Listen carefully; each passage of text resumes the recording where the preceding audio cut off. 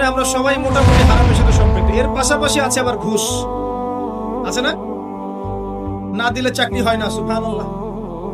আবার অনেক আলেম ফতোয়া দিচ্ছে এখন, তুমি যদি যোগ্য হয়ে থাকো কিন্তু তোমাকে জব দিচ্ছে না, তাহলে তোমার জন্য ঘুষ দেওয়া জায়েজ।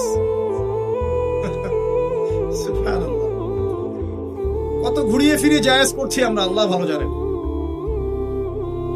যে নিবে আর যে দিবে সমান অপরাধী দুইজন। একজন ব্যক্তি মাদক দ্রব্য সেবন করে, আরেকজন ব্যক্তি মাদক উৎপাদন করে, কেউ সেল করে, কেউ ডিস্ট্রিবিউট করে, সবাই অপরাধী না? এরপরে আবার আছে দেখবেন অন্যের সম্পদ আত্মসাৎ করা। দুর্নীতি করছি, অন্যের সম্পদ আত্মসাৎ করছি। অনেক সময় দিনের লেবাজেই, ধার্মিকতার লেবাজেই মানুষের সম্পদ লুটে পুটে খাচ্ছে। কত মাজার আছে যায় দেখেন, মানুষের সম্পদ কিভাবে লুটে খাচ্ছে আল্লাহ ভালো। ওখানে যত মোমবাতি জমা পড়ে, এগুলো বিক্রি করলে আমার একটা পদ্মা সেতু হবে, আল্লাহ ভালো চান। বেশি বলে ফেলাইছে কোথায়। যাই হোক, এমন অনেক জায়গা আছে, গরু ছাগল দিচ্ছে, মাশাআল্লাহ মানতের টাকা দিচ্ছে। এই যে কয়দিন আগে দেখলাম একটা চ্যানেলেই দেখলাম, দান বাক্স খুলেছে, কোটি কোটি টাকা বের হচ্ছে। জি, আমি মনে করতে পারছি না, বাট আমি দেখেছিলাম। তো না, ঠিক আছে, মসজিদে টাকা দিতে পারে মানুষ, সমস্যা নাই। আমি বলছি এমন জায়গা যেখানে আল্লাহর সাথে শিরক হচ্ছে। বিষয়টা হচ্ছে আমরা ধর্মের লেবাজে অনেক সময় মানুষের সম্পদ লুটে পড়ে খাচ্ছি না? অনেক মুসলিম আছে যারা বোনের সম্পত্তির অধিকার দেয় নাই। আল্লাহর রাস্তায় সময় দিয়ে আসে, চিল্লা দিয়ে আসে, বলছে যে আমার বোন তো আমাকে সম্পত্তি দান করে দিয়েছে, মাশাআল্লাহ। আপনি কেমনে দান করছে ভাই? বলে আমি ওকে বলছি তুই যদি আমাকে দিস তো সওয়াব হবে, তো দিয়ে দিচ্ছে, মাশাআল্লাহ। তো বললাম যে আপনি মরার আগে ওটা তাকে সওয়াবের আশায় দিয়ে দিন, এই অবস্থায় মরেন না। আমরা অনেক সময় ধর্মের লেবাজেও মানুষের সম্পদ আত্মসাৎ করি, কোনো সন্দেহ নাই। আল্লাহ পাক আমাদেরকেও হেফাজত করুন, আমিন। এক কথাই বলতে চাই প্রিয় ভাইয়েরা, পরিবারের মধ্যে হারাম রিজিককে ঢুকতে দিয়েন না। হারাম রিজিক ঢুকলে পরে আপনার ইবাদত কবুল হবে না। আপনি ছোটখাটো কিছু করেন, হালাল রিজিক খান, অল্পতে আল্লাহ পাক সন্তুষ্ট হয়ে যাবেন ইনশাআল্লাহ তাআলা। আল্লাহ পাক তো বেশি কিছু চান না আমাদের কাছে। আল্লাহ পাক কি চান? আমরা তাকে ভালোবাসি, আমরা তার জন্য আমাদের ইবাদতগুলো ঢেলে দেই, তার সাথে শিরক না করি, তার নবীর সুন্নাহ মতো চলি, একটু হালাল খাই, একটু পর্দা করি, বাচ্চা কাচ্চাদেরকে ইসলামী আদর্শে বড় করি, পরিবারের আদর্শটা ঠিক করি। এত বেশি কিছু কি আল্লাহ পাক চান আমাদের কাছে? আল্লাহ পাক কি আমাদের কলার ধরে জিজ্ঞাসা করবেন দুনিয়াতে ইসলামী খেলাফত কায়েম করে আসো নাই কেন? বলবেন? বলবেন না, এটা বলবেন না আল্লাহ পাক আমাদের। কিন্তু যাকে আল্লাহ পাক ওই ক্ষমতা দিয়েছেন তাকে বলবেন তোমাকে ক্ষমতা দিয়েছিলাম, তুমি কেন করো নাই? কথা বুঝতে পারছেন? সবার জন্য সবকিছু না, আমরা সাধারণ মানুষ। সাধারণ মানুষের জন্য সাধারণ কাজগুলো যথেষ্ট।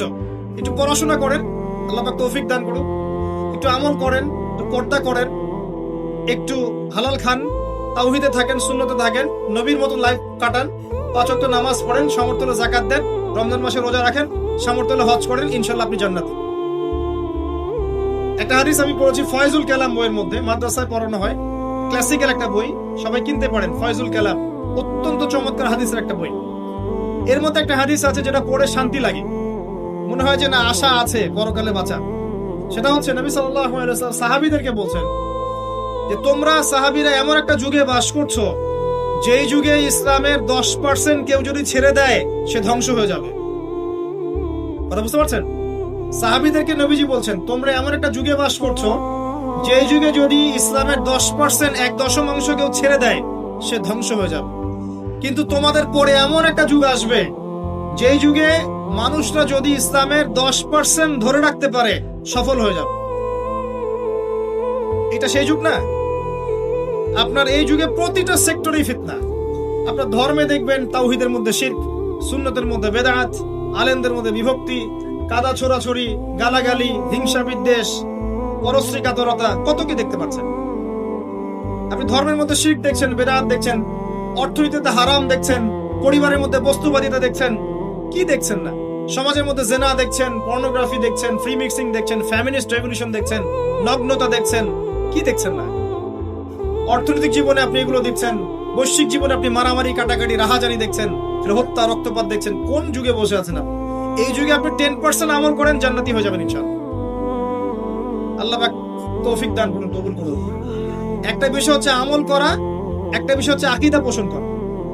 আমি যদি আকীদা পোষণ করি যে ইসলামের মধ্যে, কোরআন এবং সুন্নাহর মধ্যে প্রতিটা বিষয়ের সমাধান আছে, এটা যদি আপনি বিশ্বাস করেন, এরপরে অল্প আমল করেন, কোনো সমস্যা নেই ইনশাআল্লাহ।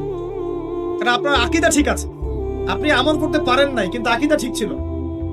আপনি মেনে নিয়েছেন লা ইলাহা ইল্লাল্লাহ, কোনো ইলাহ নেই আল্লাহ ছাড়া, মুহাম্মাদুর রাসূলুল্লাহ, কোরআন হুজ্জাতুল্লাহ, কোরআন আল্লাহর হুজ্জা, সুন্নাহ তরিকাতুন নবী, এটা আল্লাহর নবীর তরিকা। এগুলোর মধ্যে সবকিছুর সমাধান আছে, এটা আপনি মেনে নিয়েছেন মন থেকে। এবার আমল করতে গিয়ে আপনি পারছেন না। নামাজ পড়ছেন 5 ওয়াক্ত, হয়তো পরিবারটা ঠিক মতো করতে পারছেন না, চেষ্টা করছেন, হালালে থাকার চেষ্টা করছেন, কখনো কখনো হারাম ঢুকে যাচ্ছে, আপনি চেষ্টা চালিয়ে যাচ্ছেন ক্রমবর্ধমান ভাবে, কিন্তু আপনি আকীদা রাখেন, এটাই চূড়ান্ত, এটাই সঠিক। ইনশাআল্লাহ আল্লাহ পাক আপনার সব গুনাহ মাফ করে দিবেন। আর একজন ব্যক্তি আকীদাই রাখে না, সে মনে করে ইসলাম ওই যুগে চলতে, ওই যুগে চলে না। সে মনে করে কোরআন এবং সুন্নাহ সবকিছু নাই, আমার মস্তিষ্ক প্রসূত বুদ্ধি সবকিছু। কেউ মনে করে সায়েন্সই সবকিছু, কেউ মনে করে মানব রচিত বিধানই সবকিছু।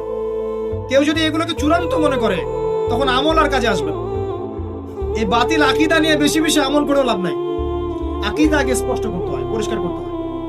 আল্লাহ পাক আমাদেরকে পরিচ্ছন্ন আকীদা দান করুন, আমিন। রিজিকের ব্যাপারে প্রিয় ভাইরা সচেতন হয়ে যান। এরপরে চলে আসেন একটা মৌলিক জায়গায় আসবো, ফ্যামিলি। এখানে মা বোনরা আছেন, এখানে অনেক যুব সমাজের তরুণ তরুণীরা আছে, আমাদের পিতৃ স্নেহ, পিতৃমোহ অনেক, আমাদের পিতামহরা আছেন। এটা একটা ভালো সুযোগ এই পরিবার সম্পর্কে দুটো মৌলিক কথা বলার জন্য। আমি অনেকদিন থেকে যাচ্ছিলাম এমন একটা পরিবেশ। লিসেন ভাই, আল্লাহ পাক একটা আয়াতে বলেছেন, সূরা তাহরিম আয়াত নাম্বার 6, ইয়া আইয়ুহাল্লাযীনা আমানু, হে মুমিনগণ, কু আনফুসাকুম, নিজে জাহান্নামের আগুন থেকে বাঁচো, ওয়া আহলিকুম নারা, তোমার পরিবার বর্গকে বাঁচাও, আলাইহা মালাইকাতুন গিলাজুন শিদাদ, যেই জাহান্নামে কঠোর মনের ফেরেশতা আছেন, লা ইয়াসুনাল্লাহা মা আমারহুম ওয়া ইয়াফআলুনা মা ইউমারুন, আল্লাহ পাক তাদেরকে যে আদেশ করেন সে আদেশ পালনে তারা বিন্দু মাত্র ভ্রুক্ষেপ করে না, মানে বিন্দু মাত্র গাফেলতি করে না। আল্লাহ পাক ভয় দেখাচ্ছেন জাহান্নামে এমন ফেরেশতা আছেন, আল্লাহ যা আদেশ করবেন তাই করবে। এই জাহান্নাম থেকে নিজে বাঁচো, পরিবার বর্গকে বাঁচাও। নিজে বাঁচবো কিভাবে? আমি বলে দিয়েছি কিভাবে। আপনি জ্ঞান অর্জন করবেন, আমল করবেন, হালাল খাবেন, তাওহীদে থাকবেন, সুন্নতে থাকবেন, ইনশাআল্লাহ বেঁচে যাবেন। পরিবার বর্গকে বাঁচাবেন কিভাবে? আসেন শুরু করি, শুরু থেকে। শুরুটা হবে আপনার বিয়ে দিয়ে।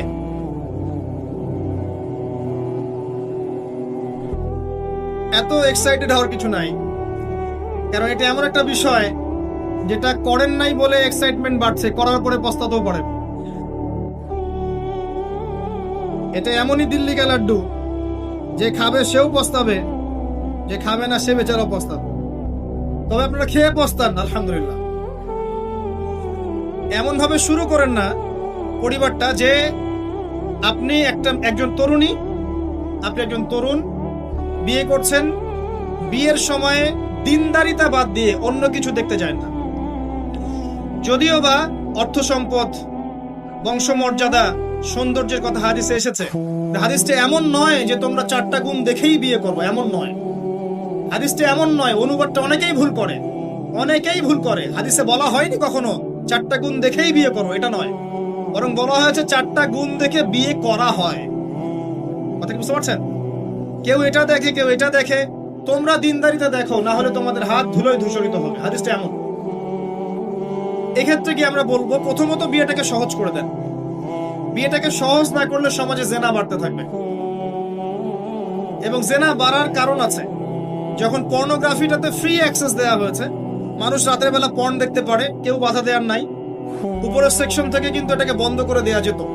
পৃথিবীর অনেক কান্ট্রি আছে যেখানে অনেক কিছু চলে না। বিষয়টা হচ্ছে যে সহজ করতে হবে বিয়েটাকে। উপযুক্ত বয়স হয়ে গেলেই একটা উপার্জনের সোর্স খুঁজবেন আগে। বেকার অবস্থায় বিয়ে করতে যায় না, উপার্জনের সোর্স খুঁজবেন, তারপরে আপনি আপনার পরিবারকে বলবেন আমার বয়স হয়েছে, আমাকে বিয়ে দাও। এবার আসেন বিয়ের সময় দিনদারিতা ছাড়া অন্য কিছু দেখতে যায় না। এরপরে যদি সে সুন্দর হয় বা সুন্দরী হয় বা ভালো বংশের হয়, অথবা দেখা যায় যে ভালো টাকা পয়সা ওলা ইত্যাদি ইত্যাদি, এটা আপনার নূরুন আলা নূর, এটা বোনাস। কিন্তু এগুলো যদি নাও থাকে, শুধু দিনদারিতা থাকে, আপনি রাজি হয়ে যান। পরিবারের কর্তাদেরকেও বলবো যে মেয়ে বিয়ে দেওয়ার সময় ছেলের টাকা পয়সা দেখতে যায় না, ছেলের স্ট্যাটাস দেখতে যায় না বেশি বেশি। পরে দেখবেন এই মেয়ে ওর ঘরে গিয়ে পস্তাচ্ছে।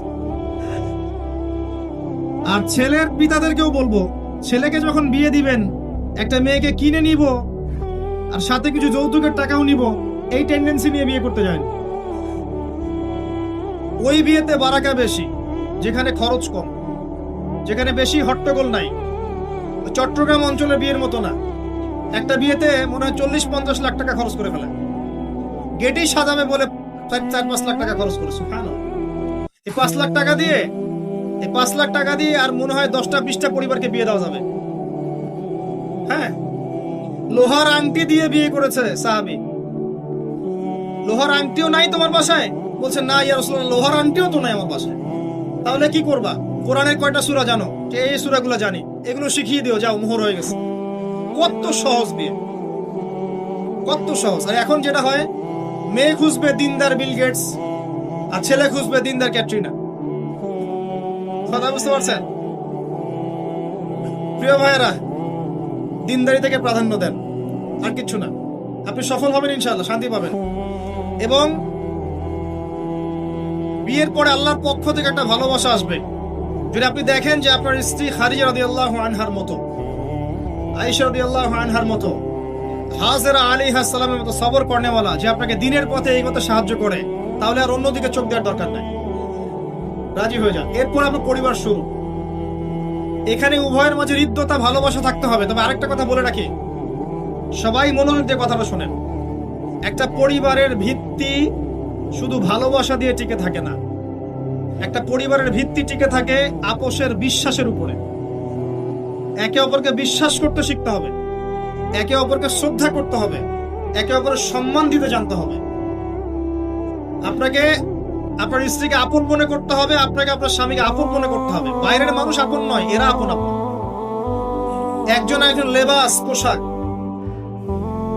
এরপরে আপনি মোহর শোধ করেন, আপনি সন্তান সন্ততি নেন, সন্তান সন্ততিদেরকে আল্লাহর এবং তার রাসূলের আদর্শে বড় করে তোলেন। পরিবারের মধ্যে তালিম চালু করেন, তালিম। পরিবারের মধ্যে তাওহীদ রাখেন, সুন্নত রাখেন, একসাথে খেতে বসেন। স্ত্রীকে হাদিয়া দেন, স্ত্রীকে গিফট দেন, তাকে মাঝে মাঝে ঘুরতে নিয়ে যান, তাকে নিয়ে রিফ্রেশমেন্টে যান, তাকে সময় দেন, তাকে টাইম দেন, তাকে সময় দেন। নবী সাল্লাল্লাহু আলাইহি ওয়াসাল্লাম আয়েশা রাদিয়াল্লাহু আনহার কোলে মাথা রেখে কোরআন তেলাওয়াত করতেন। তার সাথে চাঁদনি রাতে দৌড়েছেন এবং চাঁদ দেখেছেন, সফর করেছেন, রাতের বেলা হেঁটেছেন, সময় দিয়েছেন, খালি পায়ে হেঁটেছেন। সময় দেন। এখন এমন একটা অবস্থা যে পুরুষদেরকে মনে করা হয় যে তারা হচ্ছে মানি মেকিং মেশিন, তারা খালি টাকা পয়সা মেক করবে, আর স্ত্রীরা হচ্ছে চুলা ঠেলবে সারাদিন। আমরা এমন মনে করে নিই আর কি। আবার এই যে ফেমিনিস্ট রেভলিউশন যখন থেকে আসছে, ফেমিনিস্ট রেভলিউশন কি জিনিস? দাজ্জালের ফলোয়ার্স আর কি, যে মেয়েদেরকে আপনি ঘরে রাখতে পারবেন না। তো তারা যখন থেকে এসেছে, ইমার্জ করেছে, তখন থেকে তার একটা কনসেপ্ট দিয়েছে যে পুরুষ আর নারী একে অপরের প্রতিদ্বন্দ্বী। দেখবেন প্রতিদ্বন্দ্বিতামূলক কথাবার্তা বলেন। স্বামীর মুখের উপর তর্ক করতে যাবেন না। স্বামীকে বাইরের অনেকগুলো বিষয় ফেস করতে হয়। একজন স্বামী মনে করেন প্রশাসনে চাকরি করেন, তাকে তার ডিউটি ফেস করতে হয়, তার বসকে মেনটেন করতে হয়, তার এগুলো সামলাতে হয়, তাকে বাজার ঘাট করতে হয়। সারাদিন পরিশ্রম করে সে বাসায় ঢোকার পরে আপনি মুখটা গোমরা করে বসে থাকেন। স্বামী আহলান সাহলান করেন না, তাকে একটু আদর করেন না, মহব্বত করেন না, তো অটোমেটিকলি আপনার দিক থেকে তার মনটা চলে যাবে অন্যদিকে। স্বাভাবিক। আপনি আপনার স্বামীর জন্য সাজেন না, বাইরের মানুষের জন্য সেজে বুঝে আপনি মার্কেটে যান। প্রবলেম সেগুলো। এরা মনে করে স্বামী স্ত্রী একে অপরের প্রতিদ্বন্দ্বী, অথচ এরা একে অপরের পরিপূরক, একে অপরের পরিপূরক। উভয় হৃদ্যতা ভালোবাসায় পরিবার গড়ে ওঠে। যে পরিবারের মধ্যে হৃদ্যতা ভালোবাসা আছে, ওই পরিবারের বাচ্চা কাচ্চারা দেখবেন বড় আলেম হবে, বড় নেতা হবে, বড় কিছু হবে। যেখানে এগুলো নাই, ওই সন্তানরা বড় হয় হতাশার মধ্যে, কাজের বুয়ার কাছে, ডে কেয়ার সেন্টারে, এরা তো বড় হয়ে জঙ্গি হবে, সন্ত্রাসী হবে, স্বাভাবিক। ভালো প্যারেন্টিং দিতে পারে নাই। এরকম না বিষয়টা, সময় দিতে হবে, একে অপরের দায়িত্ব বুঝতে হবে, আপোষের মধ্যে বিশ্বাস থাকতে হবে, ভালোবাসা থাকতে হবে এবং সবরের মানসিকতা থাকতে হবে। মেয়েদের ব্যাপারে বলাই হয়েছে তারা বাঁকাহার, অতএব চাপ দিতে যায় না, ভেঙে যাবে। চাপ দিতে যায় না, ভেঙে যাবে। ওই অবস্থায় ছেড়ে দিলে ওই অবস্থায় থেকে যাবে। একটা কথা আমি বলি, আমি শিখেছি আমার লাইফ থেকে, আল্লাহ পাকের প্রতিটা সৃষ্টি এক একটা রূপক মেসেজ দিচ্ছে। জানেন, রাবার গাছ দেখেছেন? রাবার গাছ, যে গাছ থেকে রাবার হয়, গাছটাকে দেখবেন পরিচ্ছন্ন, গাছটা পরিষ্কার। যে নিজে পরিষ্কার করে সে নিজেও পরিচ্ছন্ন। জমিনের মধ্যে দেখবেন মৃত জমিন, বৃষ্টি পড়লো সজীব হয়ে উঠল, সবুজ ধান ক্ষেত। এই সবুজ ধান ক্ষেতটা আপনার যৌবন, আস্তে আস্তে ফসল হবে। এই ফসল হওয়ার টাইমটা হচ্ছে আপনার পৌরত্ব। এরপরে ফসলটা কেটে ফেলা হবে। এই ফসলটা আপনার ভালো কাজ, আমলে সালেহ, এটাকে রেখে দেওয়া হবে। বাকিটাকে হলুদ বর্ণের যে খড়কুটা, এটাকে জ্বালিয়ে দেওয়া হবে। এই যে ধান গজালো, একটা সিজন গেল, এর মধ্যে আপনার দুনিয়ার জীবনের হায়াতের রূপকতা আছে। জি, পাহাড়কে দেখেন, পাহাড় বিশালতা নিয়ে দাঁড়িয়ে থাকে। ওর গায়ে যতই ঢিল মারেন, লাথি মারেন, সমালোচনা করেন, সে নড়বে না তার জায়গা থেকে, থাকবে। সে ওর জায়গায় স্টিল থাকবে, কিন্তু সে শান্ত থাকে, সে চিল্লাফাল্লা করে না। তাই যারা সাহসী বীর, তারা বেশি কথা বলে না, শান্ত থাকে। যারা পাহাড়ের মতো দৃঢ়, ওরা বেশি কথা বলে না। সাগরকে দেখেন, বিশাল সাগর, কক্সবাজারে যান, সাগরকে বিশাল সাগর, গর্জন করছে, ভিতরে অনেক সম্পদ, অনেক মাখলুক আছে। আপনি সামনে গিয়ে দাঁড়ান, বিনয়ের সাথে আপনার পা ধুয়ে দিবেন, কোনো অহংকার করবে না। প্রতিটা সৃষ্টি আল্লাহ পাকের এক একটা মেসেজ দেয়। ঠিক মেয়ে মানুষ একটা মেসেজ দেয়। কি মেসেজ? আল্লাহ পাক মানুষকে সবচেয়ে সুন্দর করে সৃষ্টি করেছেন, আর মানুষের মধ্যে মেয়েদেরকে সবচেয়ে বেশি সুন্দর করে সৃষ্টি করেছেন। আল্লাহ পাকের সবচেয়ে সুন্দর সৃষ্টি হচ্ছে মেয়েরা, এবং তারা খুব নরম হয়, নরম, প্রজাপতি ধরার মতো। প্রজাপতিকে ধপ করে ধরতে পারবেন না আপনি, শক্ত করে ধরতে গেলে প্রজাপতি নষ্ট হয়ে যাবে, মরে যাবে। প্রজাপতিকে কোমল ভাবে ধরতে হবে। ঠিক মেয়েদের সামনেও আপনার কোমল থাকতে হবে। বেশি হার্ড হতে যাবেন, শেষ। আমি আপনার গার্লফ্রেন্ডের সামনে কোমল হতে বলি নাই, আপনার ওয়াইফের সামনে হতে বলেছি। কোমল থাকলে আপনি জিতে যাবেন। দেখবেন দুনিয়ার চিল্লা ফাল্লা করছে আপনার বাসায়, আপনি চুপচাপ আছেন, পাহাড়ের মতো কোমল আছেন। 5 মিনিট পর দেখবেন নিজেই ঠান্ডা হয়ে এসে বলছে, আচ্ছা সরি, ভুল হয়ে গেছে। আর যদি আপনি চিল্লা ফাল্লার কাউন্টার দিতে যান, তাহলে দেখবেন সুটকেস গোছানো শেষ, বাবার বাড়ি চলে গেছে। ডিল করা খুব ডিফিকাল্ট। এখানে আপনাকে খুবই সবরের পরিচয় দিতে হবে। আল্লাহ পাক বোঝার তৌফিক দান। আর আমরা মা বোনদেরকে রিকোয়েস্ট করব, 4টা মূলনীতি মেনে কাপড় চোপড় পরবেন। আপনার কাপড়টা এমন হবে না যে কাপড়টা পরলেও অঙ্গ প্রত্যঙ্গ দেখা যায়, বোঝা যায়, এমন হবে না। কাপড়টা এমন হবে না এত টাইট ফিটিং যে আপনার অঙ্গের উঁচু নিচু অবয়ব বোঝা যায়, এমন হবে না। কাপড়টা এমন হবে না যেটা অমুসলিমদের পোশাক, আর কাপড়টা এমন হবে না যেটা পুরুষদের পোশাক। এই মূলনীতিগুলো মেনটেন করে কাপড় পরবেন ইনশাআল্লাহ। এছাড়াও মেয়েদের কথায় পর্দা আছে, চলনে পর্দা আছে, ওঠা বসায় পর্দা আছে। নামাজ পড়ার সময় তাদেরকে কিছুটা শালীনভাবে নামাজ পড়তে হয়। তাদের চোখের দৃষ্টির মধ্যে পর্দা আছে। এগুলো কে শিখাবে এখনকার মেয়েদেরকে? সবসময় বিজি দেখবেন, নতুন কোন সিরিয়াল আসছে, নতুন কোন ফ্যাশন আসছে, নতুন কোন পার্লারে কি আসছে, কোন কাটিং আসছে, কোন নায়িকা আসলো। ওই যে বাংলাদেশে কোন এক নায়িকা আসছে, তাই নিয়ে মিডিয়াতে এমন তোলপাড়, মনে কি নাকি একটা অবস্থা। আল্লাহর কাছে তোমার কি মূল্য আছে? হে আল্লাহর কাছে তোমাদের কি মূল্য আছে? তোমরা কি 5 ওয়াক্ত নামাজ পড়ো? তোমরা কি পর্দা করো? তোমাদের মধ্যে হায়াবোধ কিছু আছে?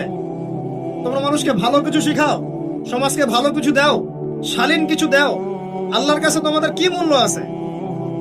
নবী সাল্লাল্লাহু আলাইহি ওয়াসাল্লাম তো জাহান্নাম দেখে এসে এই কথাটাই বলেছেন, আমি জাহান্নাম দেখে আসলাম, সেখানে বেশিরভাগ অধিবাসী হচ্ছে মেয়ে, নারী। কি কারণ? তারা এমন কাপড় চোপড় পরে বাইরে ঘুরতো, যে কাপড় পরেও তারা নগ্ন থাকতো। আমি কি ব্যাখ্যা করতে হবে? আপনি দেখতে পারেন না? এবং তারা স্বামীর সাথে কুফরি করত। সারা জীবন স্বামী যদি তাদের ভরণ পোষণ দেয়, ভালোবাসে, মহব্বত করে, তাদের জন্য জীবনটা ক্ষয় করে ফেলে, এক পর্যায়ে গিয়ে বলবে সারাটা জীবন তোমার কাছে কিছুই পাইলাম।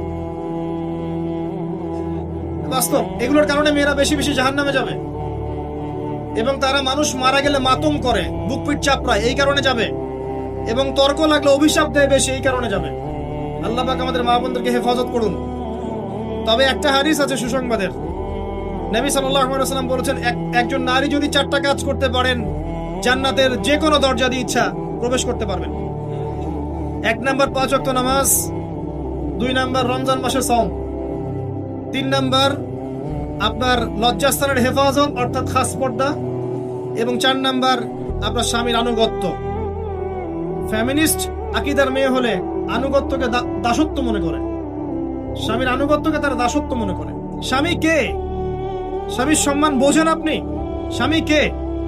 যার ব্যাপারে নবী সাল্লাল্লাহু আলাইহি ওয়াসাল্লাম বলেছেন, আমি যদি আল্লাহ ছাড়া অন্য কাউকে সেজদা করতে বলতাম, তাহলে মেয়েদেরকে বলতাম তারা যেন স্বামীদেরকে সেজদা করে। আপনাকে আমি কিভাবে বুঝাবো স্বামী কে, স্বামীর মর্যাদা কোথায়? এগুলো কি ইসলাম মেয়েদেরকে ডমিনেট করছে এগুলো দিয়ে? কেন? এই স্বামী আপনার জন্য সারাটা জীবন ক্ষয় করে ফেলে। একটা চোর পর্যন্ত, একটা চোর, একটা করাপ্টেড মানুষ, দুর্নীতিগ্রস্ত মানুষ, সে চুরি করে দুর্নীতি করে এনে বাচ্চাকে খাওয়ায়। একটা ধর্ষক পর্যন্ত ওর মেয়েকে আদর করে। পুরুষ মানুষ কি জিনিস কেমন করে বুঝবেন? সারাটা জীবন ক্ষয় করে ফেলায়। যদি আপনি তার আনুগত্য করেন, তার সামনে সুন্দর মতো থাকেন, তার কথার সাথে তর্ক না করেন, ভালোবাসা দিয়ে থাকেন, আপনার জন্য সে জীবন দিতে প্রস্তুত থাকে। এরকম পুরুষ মানুষ। আপনাদেরকে কেউ চোখ তুলে তাকালে ওর চোখ তুলে ফেলাবে, এরকম পুরুষ মানুষ। আর এখন তো পরিস্থিতি ডিফারেন্ট। বাসায় পুরুষ বাইরের ছেলের সাথে ফোনে প্রেম হয়ে গেছে, পালায় চলে গেছে, বিয়ে করে ফেলছে। দেখবেন বাসায় স্ত্রী আছে, বাইরের মেয়ের সাথে প্রেম করে বিয়ে করা শেষ। বিয়ে কোনো সমস্যা নেই, ব্যভিচার করে ফেলছে।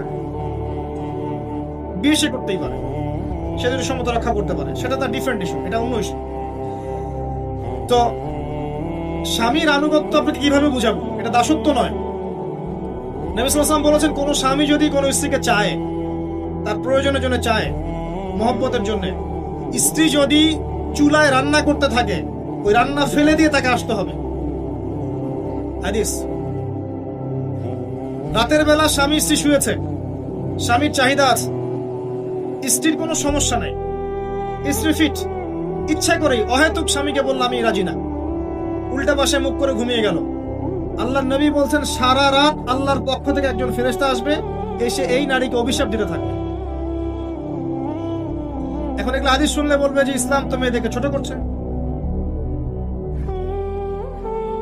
একজন মেয়ে তার একজন স্বামীর কথা বলছে, স্বামী তার মেয়ে, তার স্ত্রী, তার মা, তার বোন, সবাইকে তার মিরাসের হক দিতে হয়। একজন মেয়ে তার বাবার সম্পত্তি পায়, কোনো কোনো ক্ষেত্রে তার ভাইয়ের সম্পত্তি পায়, তার স্বামীটা তো পাই, তার ছেলেরটাও। নানি হলেও সম্পত্তির হক আছে। একটা মেয়েকে চতুর্দিক থেকে সিকিউর করা হয়েছে ইসলামে। তারপরেও কিছু ফ্যামিনিস্টের কারণে এরা বলবে যে মেয়েদেরকে ইসলাম ছোট করছে। হ্যাঁ, মেয়েদেরকে ইসলাম কেন ছোট করছে? কারণ পর্দা করে যে বাইরে বেরোতে বলছে, ঢ্যাং ঢ্যাং করে নগ্ন হয়ে বেরোতে নিষেধ করছে, এই কারণ। যদি বলে যে হ্যাঁ ইসলাম আপনাদেরকে ফ্রি মিক্সিং এর স্বাধীনতা দিচ্ছে, আপনারা সবাই ফ্রি মিক্সিং করেন, গেঞ্জি পরেন, টি শার্ট পরেন, স্যান্ডো গেঞ্জি পরে বাইরে ঘুরে বেড়ান, টাইট ফিটিং প্যান্ট পরে বাইরে ঘুরে বেড়ান, সব জায়গায় আপনারা ফ্রি মিক্সিং করেন, পর্ন দেখেন, জেনা করেন, মদ খান, ইসলাম খুব ভালো। তখন তোমাদের জন্য তো ইসলাম নয়, তোমরা জাহান্নামে যাও, আল্লাহর কি আসে যায়? ইসলাম তোমাদের জন্য নয়, তোমরা জাহান্নামে গিয়ে মরো, ইসলামের কিচ্ছু যায় আসে না। আল্লাহর ওয়াস্তে পারিবারিক আদর্শের দিকে ফোকাস করেন প্রিয় ভাই। নিজে জাহান্নামের আগুন থেকে বাঁচান, পরিবার বর্গকে বাঁচান, পরিবার আরেকটা পার্ট হচ্ছে আপনার পিতামাতার সাথে খারাপ আচরণ করতে যায় না আল্লাহর ওয়াস্তে। সেই ব্যক্তির জন্য ধ্বংস যার পিতামাতা বেঁচে আছে, তাদের হক আদায় করে সে জান্নাতে যেতে পারবে না, তার জন্য ধ্বংস। আরেকটা অংশ আছে আপনার সন্ততি, বাচ্চা কাচ্চার প্যারেন্টিংটা খুব সুন্দর করে করেন। যখন আপনি স্ত্রীর সাথে মিলন করতে গিয়েছেন, তখন দোয়া পড়েন, আল্লাহুম্মা বিসমিল্লাহি আল্লাহুম্মা জান্নিবনা শাইতান ওয়া জান্নিবিশ শাইতান মা রাযাকতানা। আমার মনে হয় এখনকার জেনারেশন যেগুলো আছে ফাসিক, মাদক সেবন করে, পর্নোগ্রাফিতে আসক্ত, ইয়াবাকো স্মাগলিং করছে, চুরি করছে, হাবিজাবি ধর্ষণ করছে, আমার মনে হয় না তাদের পিতামাতা তাদেরকে জন্ম দেওয়ার সময় এই দোয়াগুলো পড়েছিল। কারণ পিতামাতা এই দোয়া পড়লে ওই সন্তানকে শয়তান স্পর্শ করতে পারে। সন্তান হবে, সন্তান ছেলে হোক মেয়ে হোক, আপনার এটা নিয়ে মন খারাপ করার কিছু নাই। একজন কন্যা সন্তানকে লালন পালন করে সৎ পাত্রে পাত্রস্থ করলে এই মেয়ে পরকালে আপনার জন্য জাহান্নামের আগুন থেকে ঢাল হয়ে যাবে। যার কাছে 2 জন মেয়ে আছে, 2টা মেয়েকে সে ভালো করে মানুষ করেছে, নবী সাল্লাল্লাহু আলাইহি ওয়াসাল্লাম বলছেন সে জান্নাতে আমার সাথে এমন করে থাকবে। এইভাবে কেউ যদি বিধবার দায়িত্ব নেয়, সেও নবী সাল্লাল্লাহু আলাইহি ওয়াসাল্লামের সাথে এইভাবে থাকবে। এতিমের দায়িত্ব নেয়, এইভাবে থাকবে। ফ্যান্টাসিতে ভুগছেন, একটা এতিম মেয়েকে বিয়ে করেন, একটা অসহায় তালাকপ্রাপ্ত মেয়েকে বিয়ে করেন, একটা বিধবা মেয়ে যার স্বামী মারা গেছে, কেউ নাই দেখার, তাকে বিয়ে করেন, তারপরে বোঝা যাবে আপনার মধ্যে কতটুকু দিন আছে। আর বর্তমান সভ্যতা আমাদের কি সমাধান দিবে? সবাই যদি দিনদার একটা করে ক্যাটরিনা খোঁজে, এই এতিম, এই বিধবা, এই যাদের দেখার কেউ নাই, এই মেয়েগুলা কি রাষ্ট্রের সম্পত্তি হয়ে থাকবে? এটা দায়িত্ব কে নিবে? পুরুষরা যদি দায়িত্ব না নেয়, কে দায়িত্ব নিবে? এখন কেউ যদি ওদের দায়িত্ব নিতে যায়, তখন তাকে আবার খারাপ ভাবে উপস্থাপন করা হয়, এই ব্যক্তির মনে হয় চরিত্র খারাপ। কিন্তু এদিকে বাইরে 10টা জেনা করে বেড়াচ্ছে, কোনো সমস্যা নেই, এগুলো উস্কায়। এইসব জাহেলদের জন্য ইসলাম নয়। ইসলামের প্রতিটা বেসিক ফান্ডামেন্টাল মানবতার কল্যাণের জন্যই এগুলোকে ফরজ করা হয়নি। আপনি নফল, আপনার সামর্থ্য থাকলে আপনি করতে পারেন, না করলে কোনো সমস্যা নেই। কেউ যদি করে যে ইসলাম পরিপূর্ণরূপে পালন করার চেষ্টা করছে, এটার উপর আমল করার চেষ্টা করছে, তাহলে আপনি তাকে ক্রিটিসাইজ করছেন কেন? কি সমস্যা? আরেকটা পয়েন্ট হচ্ছে সন্তান সন্ততি। বাচ্চা কাচ্চাকে ছোটবেলা থেকেই মানুষ করতে হবে এমন ভাবে যাতে করে বড় হয়ে এরা এই উম্মার খালেদ এবং উমর হতে পারে। বাচ্চা ছোট বাচ্চাকে আপনি ভালো খাবার দেন, মায়ের স্নেহ দেন, বাবা মার সাথে রাখেন, একটু গ্রাম্য পরিবেশে নিয়ে গিয়ে তাকে বড় করেন। কেন বলছে কথা?